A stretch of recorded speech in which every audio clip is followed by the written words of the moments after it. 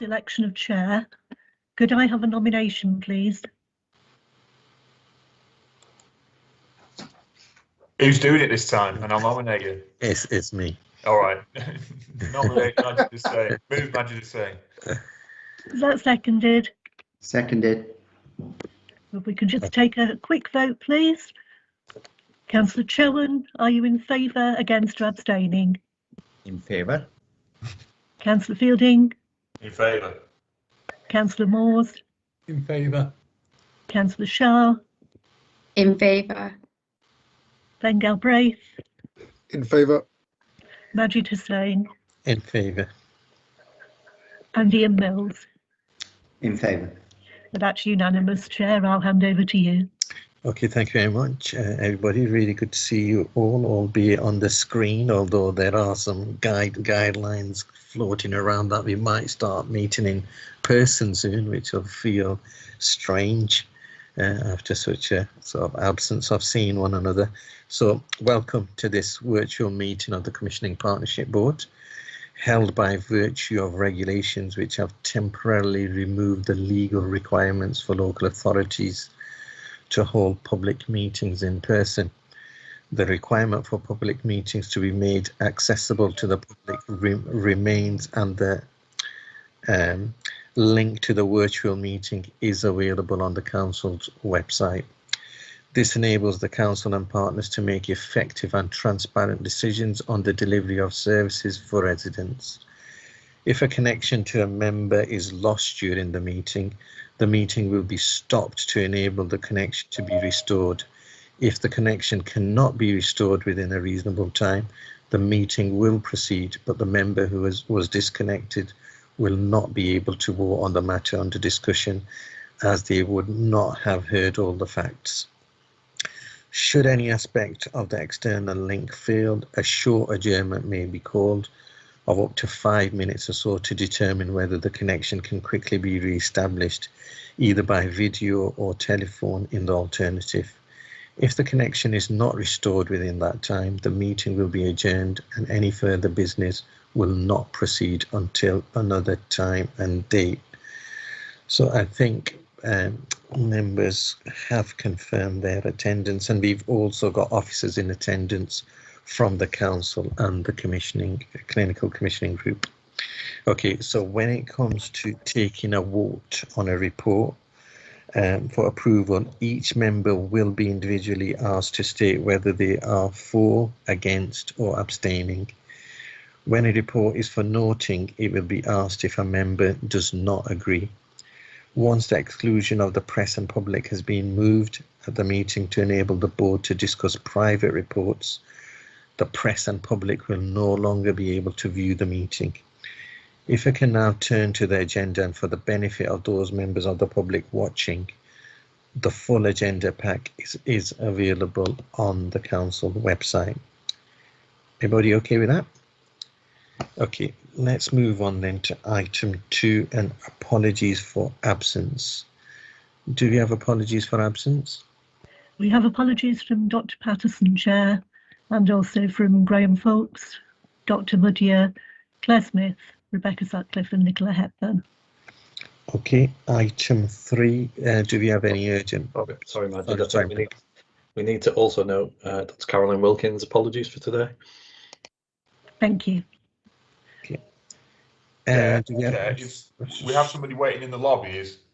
I've not let them in because I didn't feel it was my place, but is this somebody that should be present in this meeting? Yes, it's It is, and I've tried to get them in, but it's not letting me let her in at the moment. It's Shelley Gumbridge who's in the lobby. Okay, all right. Okay. Do we have any urgent business? We have no urgent business, Chair. Okay, in item 4 then, declarations of interest. Any declarations of interest members want to make? Nope. Okay, item 6 then, have we received any public questions for this meeting? We have none, Chair. Okay, that moves us on to item 7. So the decision around this contract extension will be made in the private part of the meeting, but if you do have any questions, please do put them in the chat. So this is about the contract extension for the provision of stair lifts, ceiling track hoists, vertical and step lifts, and gantry hoists, which, Mark, I believe you're going to present this report. Yeah, thanks, Majid, and hello, everybody. I'll provide an overview of the report. As everybody knows, the core role of the Council's adult social care function and that of the clinical commissioning group is to support the most vulnerable people who live in our communities to actually maintain their independence. And as part of that, we try to support people as close to home as possible in the most independent setting. And that's one of the key principles that underlines this report. So a key element in achieving that is to achieve and to use equipment in a way that enables people to remain at home and enables them to mobilise within that home as freely as they are able to do so. So back in March 2019, the Commissioning Partnership Board actually agreed that the Council would award on behalf of Oldham Cares a contract for the provision of 4 types of stair lift and equipment. That was stair lifts, ceiling track hoists, vertical step lifts and gantry hoists to be supplied and installed in domestic properties.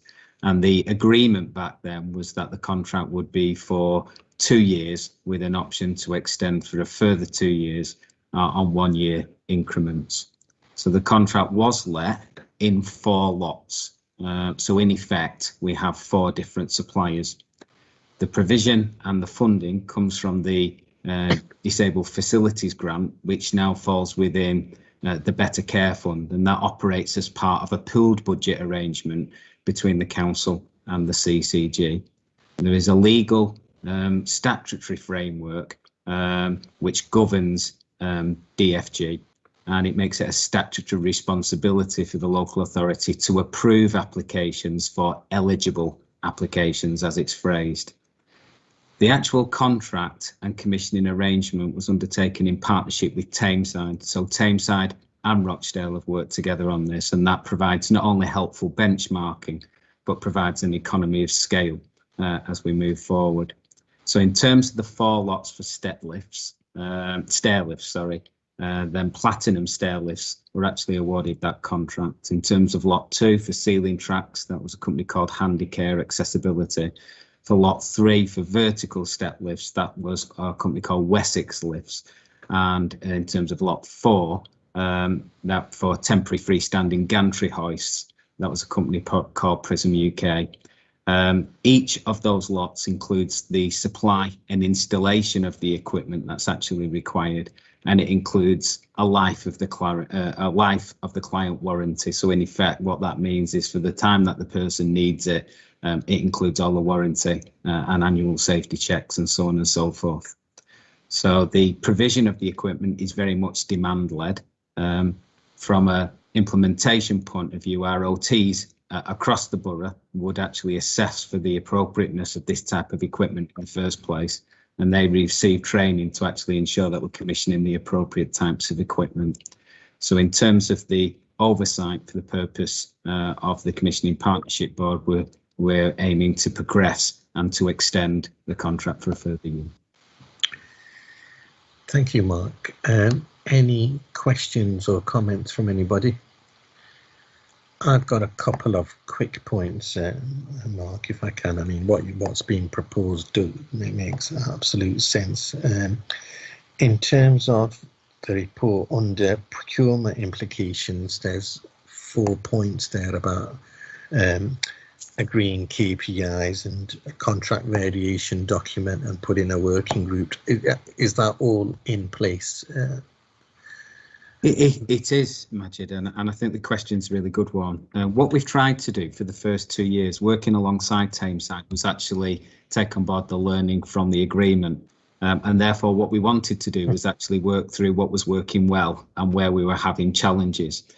Because it's demand-led, we were looking to move that learning through. But obviously, with COVID impacting on all services over the last 12 months, that's had a significant impact on the activity and the way in which the equipment is actually installed. But yes, moving forward, KPIs in terms of timeframes for installation, in terms of service user satisfaction outcome surveys, all of those are being worked through and would be included in that contract of variation. All right, brilliant. And then the only other point was under 2.3, the suppliers held some training days and provided some mock interviews previously. It would be good if we could do that again during the extension period. I appreciate that these are highly skilled jobs and nationally based. I mean, I managed to recruit anybody, but any opportunity we get through procurement to develop, provide people employment opportunities, etc., should be capitalised upon. And thank you again. Yeah, that was something that Councillor Jabbar raised back in 2019 about the need for the local economy to benefit. And obviously this is a specialist area in terms of where the companies are located, but having the opportunity to actually explain how this kind of work could form part of a career was a key part and would be included within the KPIs as we move forward. Therefore, working with the local college and with the local economy to actually explain the art of the possible and the possible opportunities here for some of these companies which operate across the country was something that we felt from a social value point of view was really important. Good. No, that's brilliant, and that's something we should certainly make as part of all of other procurement activity. Okay, let's move on then to item 8, which is a briefing on the recent NHS white paper. Mike, over to you. Okay, thank you, Chair. I don't particularly want to spend a huge amount of time on this. I'm sure people can read for themselves. It's a framing paper, in essence, for much of the work that will come under the remit of this committee in future. In February, the NHS published a white paper which put some proposals forward for an organisational change within the NHS. That white paper specifically seeks to integrate care and make something called integrated care system statutory vehicles, which will mean the dissolution of clinical commissioning groups, and the functions will transfer to those ICSs. The integrated care systems themselves will determine how they want to discharge those functions. However, in Greater Manchester, we've had devolved responsibility and we've been working in this way largely for the past 4 years. So it will be particularly important that we remain focused on place and ensure there is a primacy of place in everything that we do within that Greater Manchester system. The white paper also proposes removing bureaucracy, and a very welcome set of statements, in my view, around removing the competition and procurement issues within the NHS. So no longer will the competition, mergers and acquisitions unit be responsible for overseeing any changes in the NHS. That will become less of an internal or less of an external market, much more of an internal collaborative space where providers are encouraged to work together in a more seamless way. And I think that will significantly take away a major amount of work. There's also a proposal for improving accountability and enhancing public confidence. With our politicians in the room, I'm not going to say any more about that, other than the proposals are very much around increasing the powers of the Secretary of State for Health over integrated care systems, and indeed moves to a position of being able to direct them in a way that he currently is not able to. Broadly, at a structural level, the proposals are that the integrated care system comprises an NHS body and a health and care partnership.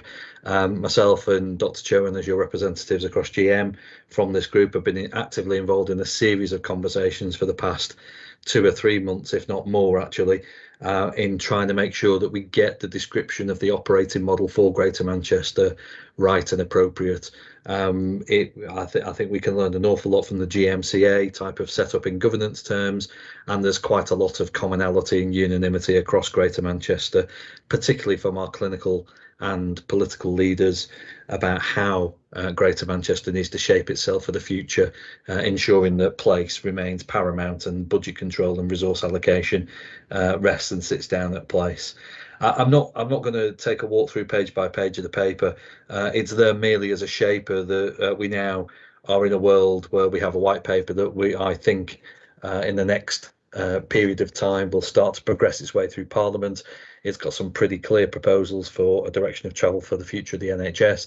It firmly is about joining up health and social care. However, I also think that Greater Manchester is the most advanced part of this country on that integration agenda, and we need to very much see this as a permissive paper that allows us to extend our travel along that continuum and not go back to a world of levelling down to the least advanced on the journey nationally, but using our powers to try and expect everybody to level up to where we are in Greater Manchester for us to go further on the next stage of our journey.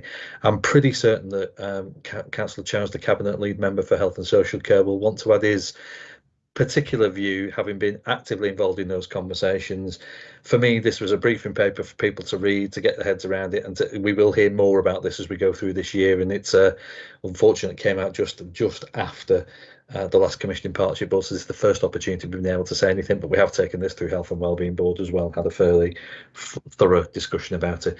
Councillor Chairman, do you want to add? With Chair's permission, you know. Go for it. I suppose as a starting point, just to say thank you to you, Mike, because not only that on GM we've been fighting this battle, but also you kept the stakeholders involved in Oldham as well. So I think Oldham gave us a very clear remit politically and clinically, leadership saying what do we want for Oldham. So I think Mike made it sound very, very easy and simple what we've been fighting on GM level. So there was a devolution from centre to GM, and then there was an obsession on GM level, if I could say that, of saying how a particular system works. So we, from Oldham system point of view, been very, very clear that devolution means from centre to GM, GM to Oldham, and even further than that, from Oldham to localities and neighbourhoods, or PCNs, whichever way we describe them, but essentially to the neighbourhoods. And a lot of work went into that, including building a political consensus across, especially across Northeast sector, and over sort of like argument, would be fair to say, Mike, that people bought our argument of saying devolution means really devolution, and they came on board. And I think I felt like our last particular meeting was quite successful in terms of they officially acknowledged, yeah, that's fine. So we went with the basic principle of saying everything is local unless it's proven otherwise. And that means that everything will be locally decided. Otherwise, where it makes sense. So say simple terms, if you need a cardiothoracic surgery, it makes sense to have on a GM level. If you want to have a waiting list on GM level, makes sense for the surgery. But if you're talking about outpatient clinic, they should be on the neighborhood levels, and we should have influence how to do those things. But also then removing that postcode lottery. So I've had a chance to speak to you, Mike, since last meeting. So one of my, in the last workshop where you asked me to represent, was how do we remove the postcode lottery? So if someone is in Manchester, they can get the operation done in 4 weeks, why someone in Oldham should be waiting 12 weeks for the similar operation, and how do we remove those barriers?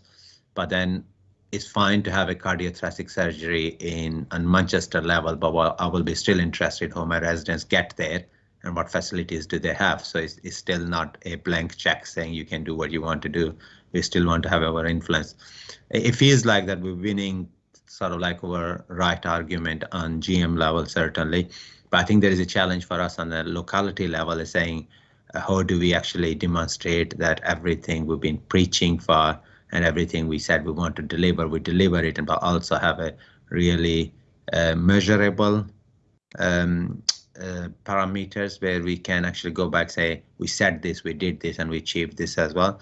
So using vaccination program has been one of the good success for Oldham, and everyone pulled together. And I know people have been flexible, things which we thought we'll never do, we did it, and we've seen how the things turned around. And that happened only by listening to the public what they wanted, and we worked with them. So it's how do we develop that attitude in our health services and social care services as well, where we listen to them and work with them and actually co-design. Sorry, Mike, I'm stealing your words. Co-designing that system in Oldham, which is led by public, essentially. I'm not saying it's led by politicians, it's led by public, based on their needs and requirements. Obviously, we can have a wish list, but it's not always possible to fulfill that wish list, but wherever it's possible, having reasonable. And one thing I'm really, really very keen, if we are serious about dealing with health inequalities is looking at where do we put our resources where they are needed, rather than just having a generic formula of division of resources. It should be based on need rather than based on numbers. So I think I'll stop there, but I mainly to say thank you, Mike, for obviously leading that work and carrying everyone along. And I know it's not easy, Jenny. You made it sound very, very easy, but thank you to both of you and colleagues who have been also working behind the scenes, sort of supporting this work. It did feel that we sort of one step ahead of what's coming down from national, so it doesn't seem at one level like this is a huge change for us, because the direction of travel is as per the one we're on already.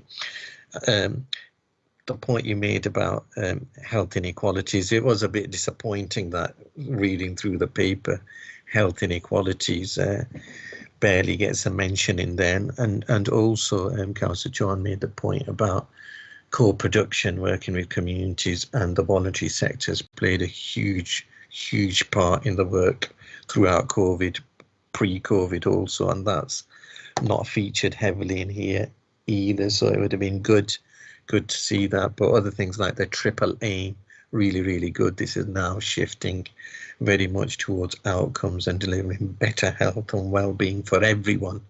And everyone means everyone for us, and really homing in the resources where they needed the most, as you've just said, Councillor Johan.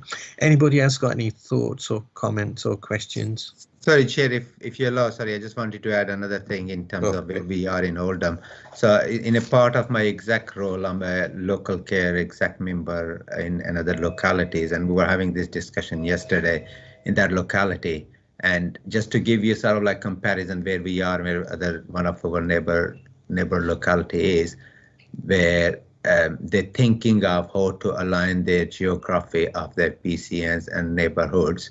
They just started thinking about that now. And I told them, and I said, well, in Oldham, we did that 18 months ago because we knew that this is one of the foundation of doing that. But I said, actually, what are you talking about bringing teams together? Thanks to Mike and my colleagues in NHS, right, and actually established a shadow board with elected members involved in that. And that sort of like gives you a bit of a comparison where we are in Oldham.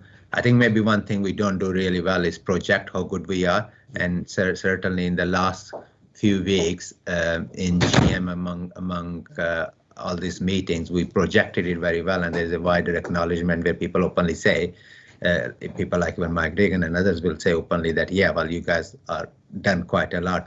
And that's all thanks to the people around in this room, and some of who are not here today as well, is pulling together and going beyond their organizational boundaries and saying, for the welfare of our patients and residents, will come together and make some very, very difficult decisions, which we made as a council, as a CCG. So I just wanted to add that. No, thanks, Councillor Chan, and it is really important. We don't often get the opportunity to shout from the rooftops in Oldham. So every opportunity we do get, we should do, and we have been making phenomenal progress, particularly with the likes of the vaccination, from where we started to where we got to, and getting in early in terms of what is being proposed now. Okay, so in terms of the report itself, the recommendation is to note the report. Can we agree that we note that report, everyone? Agreed. Yeah.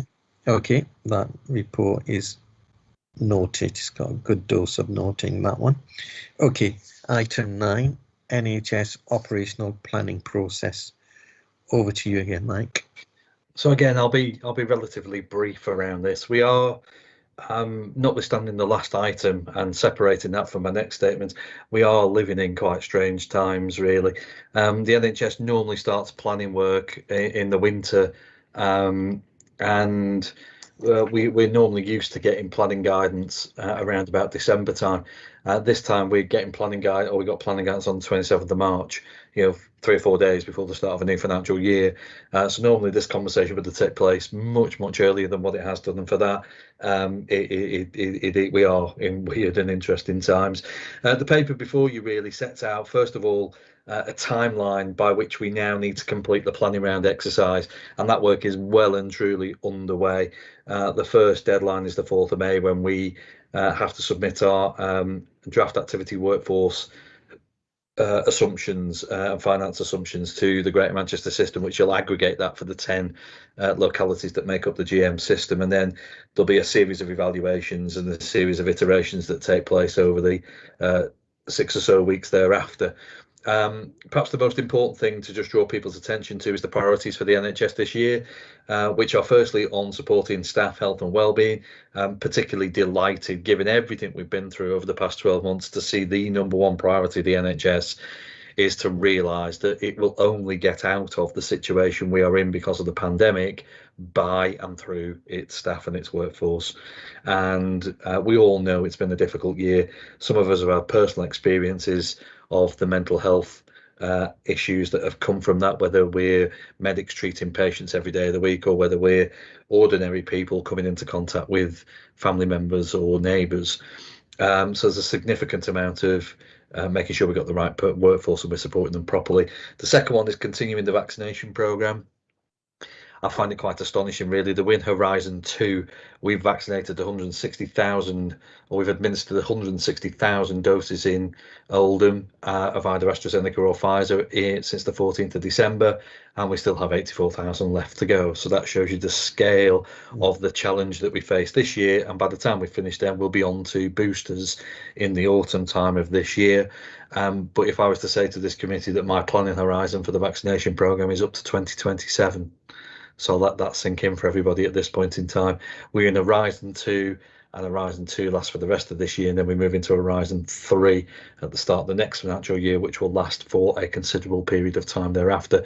It sounds quite scary, but actually, if I look at the doctors in the room, they're used to administering seasonal winter flu jabs every single year. I think the idea is that we will move into that kind of rhythm at some point over the next 18 months. The third priority then is learning and maximising everything that we've taken from the pandemic. You know, it's very easy to sit here and think the pandemic's been really terrible, but actually we've learned an awful lot. You know, in the space of 6 weeks, we moved the entirety of primary care onto a digital consultation platform. Yeah, that's a phenomenal achievement that probably might have taken us 6 years with debate and discussion and everything else that went with it, but we've got the job done quickly. That said, though, we've really need to start thinking now about restoring activity back, and I'm sure every single one who works in primary care in this room doesn't need me to tell them just how busy it's starting to be. On top of vaccinating the population, we are, I think, not far away from being in a very difficult place capacity wise, and we need to make sure that we continue to redesign services to enable people to live a balanced life between work and health, not have breakdowns, and not simply just keep seeing the tsunami of activity that's coming at them. And equally, we've got to bring back cancer services and elective services and mental health services in a pretty progressive way. There's also been a series of national reviews into things like maternity care, which brings with a whole load of new things that need to be done, and the Ockenden review will become part and parcel of everything that we look at from a maternity and women's health point of view this year. The fourth priority then is, I'm delighted to say, expanding the capacity of primary care and community services to really start to address health inequalities. So your point, Majid, earlier on about disappointed it's not prominent in the white paper. It is, it's just not as prominent as we'd like it to be, and it's definitely prominent in the plans for this year going forward. We're well on the way with moving to a population health management approach and integration of systems and processes, but we do need to recognise that actually I think we can make better use of our primary care services if we organise them in a much more effective way with community services, social services, and a variety of other partners in our system, and indeed that's the journey we're on. And the fifth one then is about community and urgent care. We are in a very, very difficult week this week, not just as Greater Manchester but as Oldham. 342 people turned up at A&E on Monday. We've been dropping that down to about 250 at the absolute start of really coming out of lockdown, and that was a manageable number. 342 is really difficult, and what it's saying to us is that these people are really poorly. They're coming with accidents and injuries that need treating in hospital in the main, but we've got to make sure that we continue with things like timely discharge to make sure people are able to flow through our community. And I've got to say, Mark Warren and his team have been nothing but outstanding through the pandemic in building capacity in community services and helping us free up our hospital capacity. And equally, Dr. Gumbridge as well, around developing new access routes into primary care, whether it's same-day emergency care access or whether it's 111 first or pre-bookable appointments and pre-UD streaming. Been a significant amount of work, and we need to continue with that as we go forward. And then the fifth and sixth and last priority, I should say, is really about collaboration, and everything in that white paper briefing I shared earlier translates into a delivery plan in this year around digital and data capability to share across systems, to make sure that our clinical frontline teams have got the right level of information to be able to treat patients in a multidisciplinary way and share records and information about people in a way that perhaps we currently don't already do. And again, you know, Mark Warren, Rebecca Sutcliffe, and a variety of other officers from different parts of the system, including people like Nicola Hepburn and Ben Galbraith there in Portsmouth, are all significantly involved in trying to make sure that these plans start to come to fruition in this year ahead. So, you know, broadly, the paper really puts forward a non-negotiable set of priorities for the NHS for this financial year. I'm sure all members of this committee will recognise the necessity and need and importance of each one of those things, and our year, I think this year should really start to be characterised by rubber hitting the road and delivery. Now's not the time for more strategies. Now's the time for getting on and doing and making things happen in a way that makes sense. And, you know, Councillor Chauhan himself has been sat in meetings at GM trying to shape the future so we don't have to concentrate and keep going around the same theoretical constructs, but we focus very much on making a difference for people in communities and the lives of everyday people in a way that I think we've probably not seen it previously. This will be a gear change this year. In the midst of all of that, we've got a fair amount of organisational change that we need to deal with as well. So the paper's here to make sure everybody's clear about what we're trying to achieve, the pace at which we're trying to go, and where the NHS is going. But the broad message is that this is the year that we bring as much activity back as we possibly can do, and we start to cut into the 17 or so thousand people waiting for elective activity across our Oldham footprint, which is a staggering number and a significant challenge that will take us not just one financial year to resolve, but probably a couple. So I'll leave it at that, Chair, and we're happy to take questions. Okay, thanks, Mike. Thanks for that overview there of the priorities.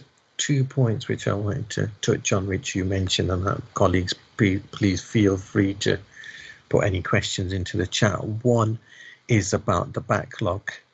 17,000 is a huge number, and when I'm reading down this document, the amount of times it checks, we need to increase this, we need to maximize, etc.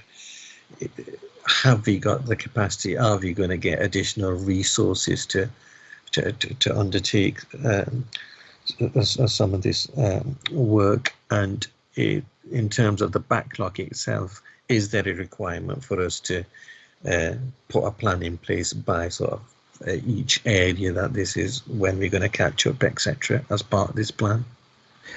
Yeah, so we've been working with the Northern Care Alliance, who are our main elective provider, to agree nationally a set of targets for elective restoration.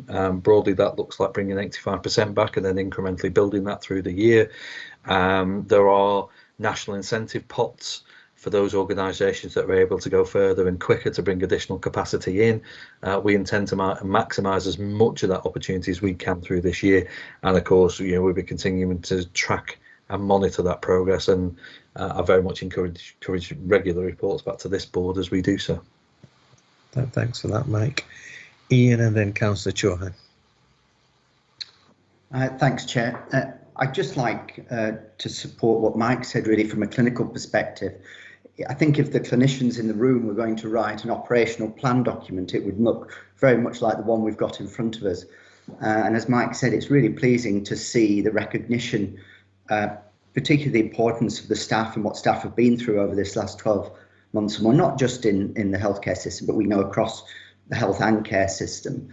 And just picking up on what Madge said about the backlog, we mustn't forget there's backlog across the whole system. It's not just elective surgery. What we're starting to see in primary care and other pathways is work that we should have been doing during the pandemic, when access and people were frightened of stepping out of their houses, is now starting to emerge. And we've got to think through our connection with PCNs and planning and thinking differently and getting as Mike alluded to, that we've had some amazing progress in how we've been able to create a digital offer in primary care. And I think taking the best of that and then adapting back into a less COVID predominant world, then we maybe can work through some of that backlog and workload and get ourselves back in a comfortable place. But it's going to be a really interesting 12, maybe 2 years, 12 months, 2 years to get ourselves sorted. But both the white paper and I think the operational planning is absolutely giving us some confidence, and it's positive at the moment. Good. Thanks for that. Councillor Chauhan? I think Ian has made some of the points I wanted to make, but just a couple of observations around, in reality, whatever we say and whatever plans we have, we know that there's not everything we can do and not everything will be done. So, and also we don't know whether the next variant is going to be Pakistani, Indian and South African, and we're living the world of unknown. Anytime anything can change. So I suppose as a system, it will be fair. As a system, we need to make some decisions, because if anyone says to me we would able to achieve everything and deliver everything and remove all the issues and waiting times, it's not going to happen. That's not the real world. And I think it's very unfair to throw the honors on individual organizations or individual small systems. And I think that's where, as a system, we need to set a risk appetite and make the system decisions and say, these are the things we need to step down, and we expect that they're not going to be done. So we can focus on the things which are really important. So it's not my place to come up with those suggestions, but I would expect that clinical committee and the CCG to say, by the way, clinicians, because primary care is getting really busy. And there is a danger that if we don't decide what is our priority, what's going to happen, that whole system will collapse, and staff is on the verge of collapse, starting from healthcare assistants. And people have, honestly, I know it sounds like I'm just like blowing the trumpet of my own colleagues, but people have given a lot during this time. And I think if we carrying on doing what we're doing at the moment, I think there is a real risk that whole system will collapse. So my plea to my clinical colleagues in their clinical capacities is whether the clinical committee needs to decide what are the priorities for primary care, what things we're gonna wait and do it next year to make sure that we have appropriate access for the people. So when they need to get access, they can get access, and things, cancer referrals can be done, and etc. And if that means there's certain things we need to postpone, we should postpone it. Similar thing around the hospitals and things. I know that the localities are going through a similar discussion. And then this is a job of this group to say, yeah, we're signing off that as a mixture of professionals and politicians. And then when people are sending me emails as a councillor, cabinet member of health and social care, I'm forwarding it to Mike and other colleagues. I can say, well, actually, you know what, this is not the individual consultant's fault or individual this person's fault. That's the system decision we made because of that. It's our responsibility to protect, whether it's NCA or GP case surgery or whatever it is, to make system decisions and then also provide them that support. So that's more of a plea to make that system decision, saying what are the things we can postpone, what are the things we're going to wait for. Or if someone says to me we were able to deliver everything next 12 months, yet to be seen. I don't think it's going to happen, but you can prove me wrong. No, thanks for that, Councillor Chauhan, and a sound plea that you make. And just adding on to that, it's really important that the public are fully aware of what is happening and what is not happening, so it sort of stops some of the anxiety and some of the sort of query upon query about the same thing. So I'm assuming then, Mike, as part of the plans that you're going to bring forward in terms of the broader operational planning process you just discussed, that will include clearing the backlog, those areas we're going to be focusing on immediately, and those that are going to be put back slightly with the rationale for making those decisions. Yeah. Yes, Majid. Good. I knew you would be on it. Okay. Good. Right, okay, this is another report that needs noting. Are we happy to note this report? Yep. Good. Okay, we move on then to item 10, which is the exclusion of press and public. So can I ask for this to be moved and seconded? Is that moved? Move, Chair. Moved. Is that seconded? Seconded. Okay, so we need to take a vote on it, only because of the environment that we're in terms of the virtual world. So can I'll just shout the board names out. Councillor Chauhan, happy to move? Yes. Councillor Fielding? Yep, agreed. Councillor Moores? Agreed. Councillor Sharp? Agreed. Ben? Calgary? Majid Hussain, he's agreed. Dr. Ian Mills? Agreed. Yeah, okay, that's carried. So now we're going to end the live streaming.